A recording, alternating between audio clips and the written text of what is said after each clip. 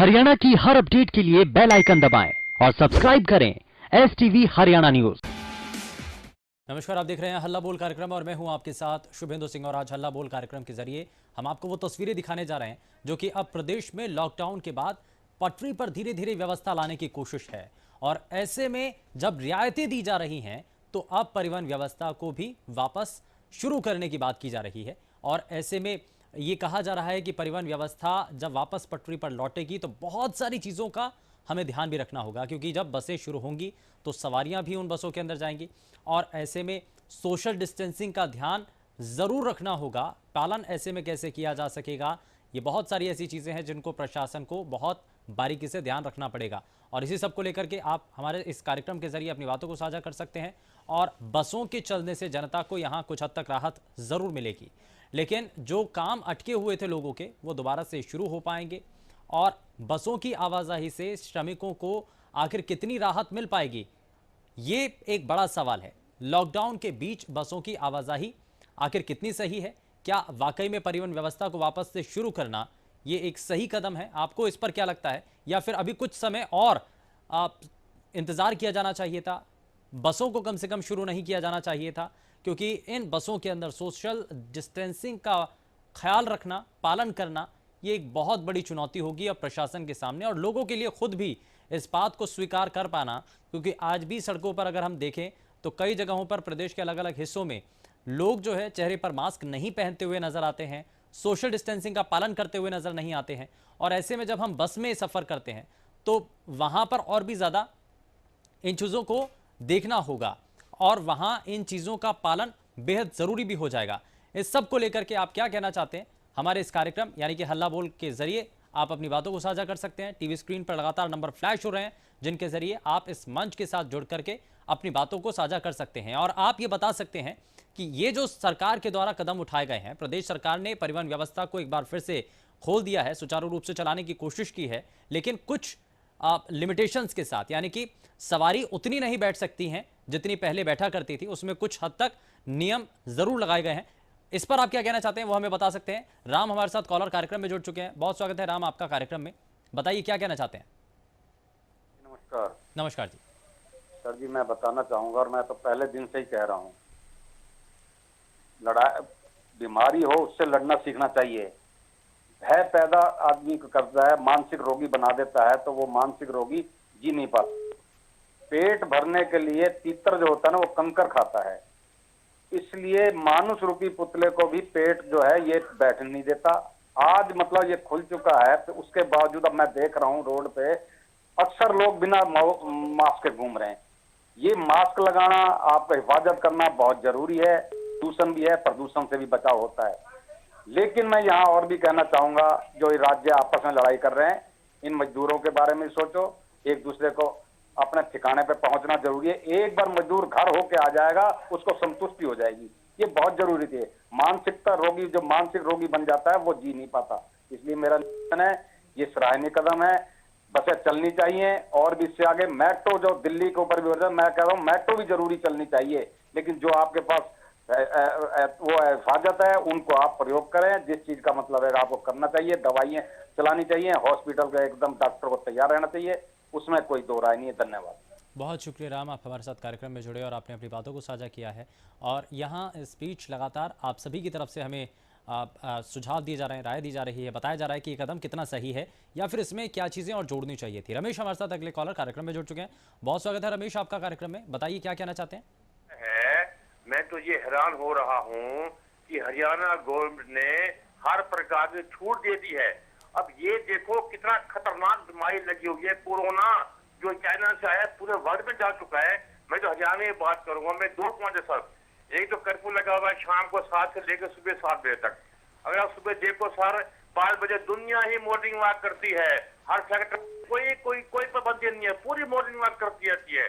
Number 2 मेरा ये point है सर, जय गुड़गांव में अब 97 केस एक्टिव केस कम नहीं हुए, केस बढ़ रहे हैं। अब यहाँ पर किसी प्रकार का ऐसा कि प्रबंध किया जाए कि लोग कंपनी भी जाए, बसों में भी जाए, लेकिन प्रबंध ठीक नहीं हो रहा। अगर प्रबंध ठीक होता तो केस ना बढ़ते, केस बढ़ते जा रहे हैं। साहब इसके प्रबंध करिए आप जो अच्छी तरह से। ठीक है, बहुत शुक्रिया रमेश, आप हमारे साथ कार्यक्रम में जुड़े और इन बातों को साझा किया है। तो इसी तरीके से यदि आप भी कुछ बताना चाहते हैं, अभी तक जो कदम उठाए गए हैं, क्या वाकई में वो राहत देने वाले कदम है या और ज़्यादा मुश्किलें इनसे बढ़ सकती हैं? MP शर्मा अगले कॉलर हमारे साथ कार्यक्रम में जुड़ चुके हैं। बहुत स्वागत है शर्मा जी आपका कार्यक्रम में, बताइए क्या कहना चाहते हैं? नमस्ते जी। नमस्कार जी। देखो, अब ये बसें चलाना मतलब खतरे से खाली नहीं है, क्योंकि जब सैकड़ों में थे तो इन्होंने एकदम पूरे भारत को बंदी बना दिया घरों के अंदर, और अब ये किस मुंह से खोल रहे हैं? इनके प्रधानमंत्री से क्या सैकड़ों में ये हालत थी तो आज लाखों में क्यों कर रहे हो? प्रधानमंत्री जी के 5 ऐसे काम गिना दो, 2 काम ऐसे गिना दो जो उन्होंने शुरू किया और लास्ट तक उस पर कायम रहे हो। तो ये रेल चलाओ, जो मजदूरों की हालत हो रही है, वो बुलेट प्रूफ ट्रेन चलाने वाले प्रधानमंत्री से पूछो, क्या ये पैदल है चल रही है, ये रेल चल रही है क्या तुम्हारी? तो सबसे पहले इन्होंने रेल चला के और ये करने चाहिए, बस भी चलाए तो बस उसमें कि जो लोग बाहर से आने वाले हैं ट्रेन से उतर के, उन्हीं के लिए चलाई जाए, जिससे कि एक बार वो जो भी जहाँ है अपने चले जाए। वो भी तो भारत के नागरिक हैं। जो आप दिखा रहे हो, मीडिया में दिखा रहे हो, आज बॉम्बे के अंदर जो अफवाह फैला के ट्रेन आ रही है और उन मजदूरों की क्या हालत हो रही है, क्या देख रहे हो आप? तो वो अफवाह कौन फैला रहा है? बीजेपी वाले, क्योंकि वहाँ कांग्रेस की सरकार है, वहाँ दूसरी सरकार है, तो उसको बदनाम करने के लिए अफवाह कौन फैला रहे? बीजेपी वाले फैलाएंगे। जहाँ इनकी सरकार नहीं वहाँ कुछ और बात करते हैं, जहाँ उनकी सरकार है कुछ और बात करते हैं। ये देश के दुर्भाग्य से कि इन्होंने इस सरकार को चुना। ठीक है, बहुत शुक्रिया MP शर्मा, आप हमारे साथ कार्यक्रम में जुड़े। तो हर किसी की अपनी राय है, अपने तर्क हैं, अपनी बातें हैं, अपने सुझाव हैं। अगले कॉलर राजेश इस बीच हमारे साथ कार्यक्रम में जुड़ चुके हैं। बहुत स्वागत है राजेश आपका कार्यक्रम में, बताइए क्या कहना चाहते हैं? हेलो, बहुत स्वागत है आपका कार्यक्रम में, बताइए क्या कहना चाहती हैं? सर मेरे को 2.5 महीने हो गए जब से लॉकडाउन हुआ था शुरू मार्च से, तब से मैं यहाँ पे हूँ। तो मैं यहाँ, मेरा घर रेंट पे है, मैं वैसे देख रेख के लिए आई थी। अब सर मैं यहीं पे फंसी हुई, अकेली हूँ, और ऐसे मैं किराएदारों के पास में रह रही हूँ अम्बाड़े। लेकिन पंचकुला से जो मुझे नागनौर जाना है, लेकिन पंचकुला से स्टॉपेज अम्बाड़े का नहीं दिया इन लोगों ने। तो सर कैसे क्या कर सकते हैं? 2.5 महीने से यहीं पे फंसे, आप देख लो, अब जब से लॉकडाउन बंद हुआ तब से मैं बिल्कुल। यहीं पे हूँ। अब लेकिन लॉकडाउन के चौथे चरण में कई चीज़ों में रियायत दी जा चुकी हैं और अब परिवहन व्यवस्था, हम इसी को लेकर के कार्यक्रम भी दिखा रहे हैं। बसेस शुरू हो चुकी हैं, अब बसों के जरिए एक जगह से दूसरी जगह आप जा सकते हैं। तो इसके लिए अब आपकी, अरे वो बसें शुरू हो चुकी है, लेकिन स्टॉपेज जैसे पंचकुला से नागनौर का है वो अम्बाड़े का नहीं है। हाँ, हम लोग डिस्टेंस भी रखते हैं, हम इतने 2 मिनट हम घर से बाहर भी नहीं जाते हैं। लेकिन थोड़ी सी रिहायत दी जाए कि हम अपने घर से मान ले बच्चों को देख रहे, कि बच्चों को ला सके या हम वहाँ पे जा सके।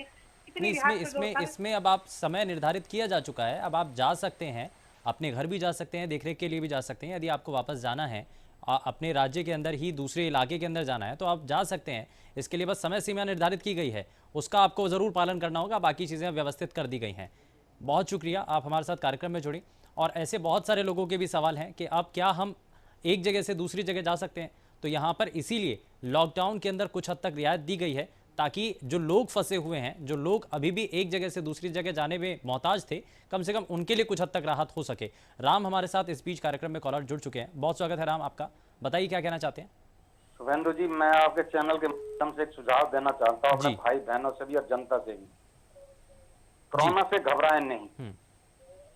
पहले भी बीमारियां आती थी जाती थी, आप अपना इलाज करवाएं, खुद करें, योगा करें, कोई घबराने की जरूरत नहीं है। गलघोटू वगैरह छूत की बीमारियां होती थी, टीबी भी होती थी, निमोनिया भी होता था, चेचक भी होती थी, मलेरिया भी होता। जिस घर में बुखार आता था, मेरे घर तकरीबन सबके घर में आता था, लेकिन मीडिया के द्वारा दिखाया नहीं जाता था। अब वो दिखाया जा रहा है। अब गले में बीमारी तकरीबन प्रदूषण की वजह से हर बंदे पर गले के माध्यम से कोरोना को सिद्ध कर दिया गया है। मैं दूसरा निवेदन ये करना चाहता हूं, एक हमारे भाई साहब कह रहे थे मोदी जी ने अच्छा क्या, मैं बताऊं मोदी ने अच्छा क्या काम किया है। मोदी जी ने सबसे बढ़िया काम करा, नफरत पैदा करो, राज करो, फूट डालो, राज करो। नंबर 2, जो आज का विषय है, हम अगर उसी पर रहें तो ज़्यादा ठीक है। और आपने बहुत अच्छा एक सुझाव दिया है कि लोगों को ठीक है, क्योंकि सरकारें भी अब यही कह रही हैं कि आपको घबराने की ज़रूरत नहीं है, बस आपको एहतियात बरतने हैं और आपको आगे जो वापस से आपकी जो कामकाज का जो तरीका था, जो दिनचर्या थी, आपको उसी पर वापस आना भी होगा। खैर, बहुत शुक्रिया आप हमारे साथ कार्यक्रम में जुड़े, और हम इसीलिए हल्ला बोल कार्यक्रम के जरिए एक विषय आपके सामने रखते हैं और उसी विषय पर हम बात करते हैं। और आज का विषय यही है कि रोडवेज़ की जो व्यवस्थाएं हैं, जब वापस उनको पटरी पर लाने की कोशिश की जा रही है, तो ऐसे में क्या ये कदम ये सही है? आपकी नज़र में क्या ये कदम उठाना अभी ठीक है, या फिर कुछ और समय इस कदम को उठाने के लिए इंतजार किया जाना चाहिए था? इसको लेकर के आप सभी इस कार्यक्रम के जरिए सुझाव दे सकते हैं, लेकिन यहां रुक रहे हैं एक छोटे से ब्रेक के लिए।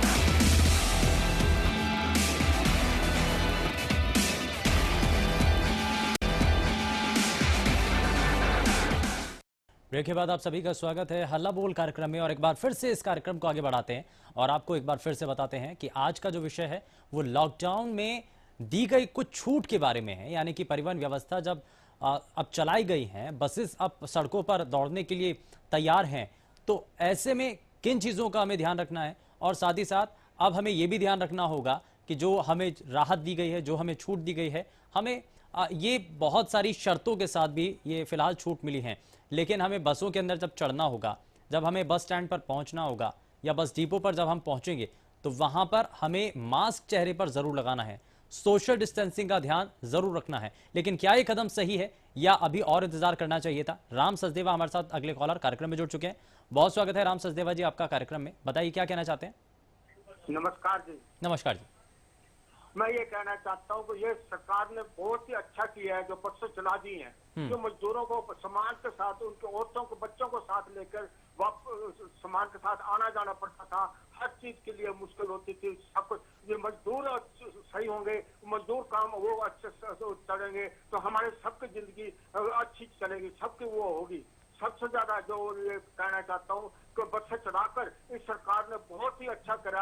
आज नहीं तो कल तो चलानी थी, वो करनी थी, हर चीज की कोई गुजर। बाकी मैं ये कहना चाहता हूँ कि कानून का पालन करें, हर चीज की कानून का पालन करेंगे तो उनकी अपनी सेफ्टी भी है। कहते ना जहान है तो जहान है, हर चीज चाहिए, कानून सही होगा तो वो सही होगा, मतलब तो सब कानून को पालन करें, हर चीज के वो करें, क्योंकि ज्यादा सामान भी ना ले जाएं, ज्यादा वो भी ना करें, आते जाते रहें, वो सबसे अच्छा होगा। नमस्कार, जय हिंद, जय भारत, धन्यवाद जी। बहुत शुक्रिया राम सचदेवा जी, आप हमारे साथ कार्यक्रम में जुड़े और बहुत सारी बातों को आपने साझा किया है, और लोगों को भी बार बार ये हम इसलिए ये दिखा रहे हैं कार्यक्रम, और ये बार बार हम इसलिए तस्वीरें भी दिखा रहे हैं कि आपको बहुत सी ऐसी चीज़ें हैं जो बदलते हुए आप देख भी रहे हैं, और इनका आपको पालन भी करना होगा। खेमचंद शर्मा हमारे साथ अगले कॉलर कार्यक्रम में जुड़ चुके हैं। बहुत स्वागत है शर्मा जी आपका कार्यक्रम में, बताइए क्या कहना चाहते हैं? और सर जी मैं कहना चाहता हूँ कि हमारी जो मार्केट है काफी दुकानें खुल चुकी हैं उसमें, लेकिन एक जो दुकानें है जूस की जी, आज तक वो दुकानें नहीं खुल पाई। तो मेरा कहना है सर, अगर जूस की दुकान खुलेंगी तो जो जूस की दुकान पर माल आता है वो मोस्टली किसानों का माल होता है, और किसानों का माल जो होता है तो सर उससे मतलब कि दुकानदार का फायदा होगा, प्लस में किसानों का फायदा होगा सर। तो मेरी चाहत यही है कि सरकार कुछ गाइडलाइन जारी करे ताकि ये दुकानें हैं जूस की ये भी खुल सके। बिल्कुल, बहुत शुक्रिया आप हमारे साथ कार्यक्रम में जुड़े खेमचंद शर्मा। और ये कुछ चीज़ें हैं जो कि इस राहत भरे पैकेज के अंदर, यानी कि जो ढील दी गई है अलग अलग सेक्टर के अंदर, तो उसमें कुछ चीज़ें ऐसी भी हैं जिनको शामिल किया जाना चाहिए। हालांकि अब दुकानों को खोलने के लिए ज़रूर ये कह दिया गया है, लेकिन इसके लिए जिला प्रशासन भी अलग अलग समय पर लोगों को और व्यापारियों को खास करके ये जागरूक कर रहा है कि क्योंकि कई जगह ऐसी हैं जहां पर ऑल्टरनेट डेज पर, यानी कि एक दिन छोड़कर एक दिन, यानी कि एक दिन जो है एक तबके की दुकानें खुलेंगी और दूसरे दिन जो है दूसरी दुकानें खुलेंगी, और इसी रूप में जो है वहां पर व्यापार का काम अब हो सकेगा। तो दुकानें कौन सी और किस रूप में खुल रही हैं वो जिला स्तर पर भी गाइडलाइन के द्वारा ये जानकारी जो है व्यापारियों तक पहुंचाई जा रही है। लेकिन ऐसे में हर किसी को अपनी भूमिका को याद रखना होगा, ध्यान रखना होगा, और कैसे आपको अपने कामों के जरिए, अपने कदम से इस देश के इस महा लॉकडाउन के अंदर अपनी आहुति कैसे देनी है ये भी आपको ज़रूर याद रखना होगा। क्योंकि आपको चेहरे पर मास्क लगाना, कुछ गज की दूरी रखना, ये ज़रूर आपको ध्यान रखना होगा। 2 गज की दूरी या 6 फुट की जो दूरी है वो आपको दूसरे शख्स से जरूर रखनी होगी। और इन्हीं बातों का यदि आप ध्यान रखते हैं तो जाहिर तौर पर इसका असर देखने को मिलेगा। लेकिन परिवहन व्यवस्था पर इसका असर किस रूप में है, अभी तक हमने ये भी जाना है, आप सभी की तरफ से हमें बताया भी गया कि परिवहन व्यवस्था, क्योंकि कई ऐसे कॉलर्स थे जो ये बता रहे थे कि परिवहन व्यवस्था के अंदर बहुत सारी चीजें हैं जो पटरी पर आई हैं, तो बहुत से ऐसे लोग हैं जिनको राहत इससे मिलेगी।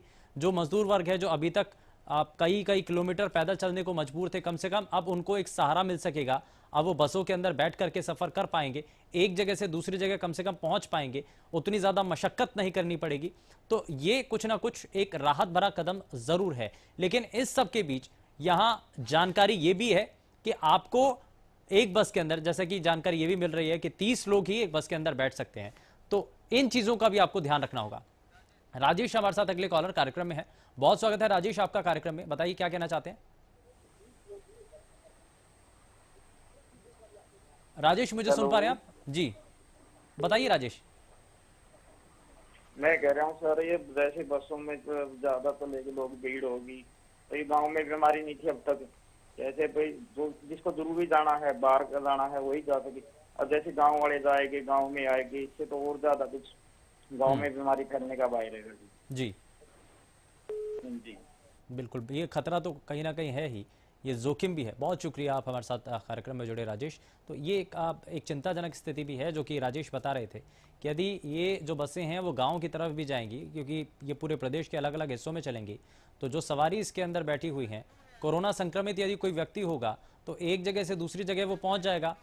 अनु हमारे साथ अगले कॉलर है, बहुत स्वागत है आपका अनु, बताइए क्या कहना चाहेंगे। मैं कहना चाहती हूँ सर कि अगर हम ये बसों को खोल देंगे, मान लिया हमने बसों को खोल दिया, तो ये जो बीमारी है वो दुगनी नहीं फैल जाएगी। अगर उसमें एक भी कोरोना संक्रमित होगा तो ये बीमारी फैलेगी नहीं। तो मैं ये कहना चाहती हूँ सर, अगर बसों को खोल भी रहे हैं तो थोड़ी सी तो वो करनी चाहिए भाई, एक ही साथ इतनी बसों को खोल देंगे तो ज्यादा बीमारी फैलेगी। ठीक है, बहुत शुक्रिया अनु, आपने बहुत अच्छा यहाँ बात की है। और ये ज़रूर एक चिंता का कारण भी है कि यदि बसें एक साथ शुरू हो जाएंगी, हालांकि इस बात का हम जिक्र शुरुआत में ही कर रहे थे कि आपको इस पर क्या लगता है कि बसें अब शुरू कर दी गई हैं, क्या वाकई में अभी कुछ और इंतजार करना चाहिए था, या अब जब बसें शुरू कर दी गई हैं, अब क्योंकि परिवहन व्यवस्था पटरी पर आ चुकी है, क्योंकि बहुत सारे लोग हैं जो डिमांड कर रहे थे, मांग कर रहे थे कि बसेस को शुरू कर देना चाहिए, क्योंकि फैक्ट्री और अब जो व्यवसायिक केंद्र हैं वो भी खुल चुके हैं, तो ऐसे में मजदूर जो हैं वो एक जगह से दूसरी जगह फैक्ट्री तक या अपने काम तक कैसे पहुंचेंगे, इसके लिए भी एक व्यवस्था थी कि बसों को शुरू कर दिया जाए। लेकिन अब सबसे खास बात यही है कि आपको अपने चेहरे पर मास्क जरूर लगाना होगा और साथ ही साथ सोशल डिस्टेंसिंग का आपको जरूर ध्यान रखना होगा, तभी आप इस महामारी से जीत पाएंगे। फिलहाल के लिए बस इतना ही, नमस्कार।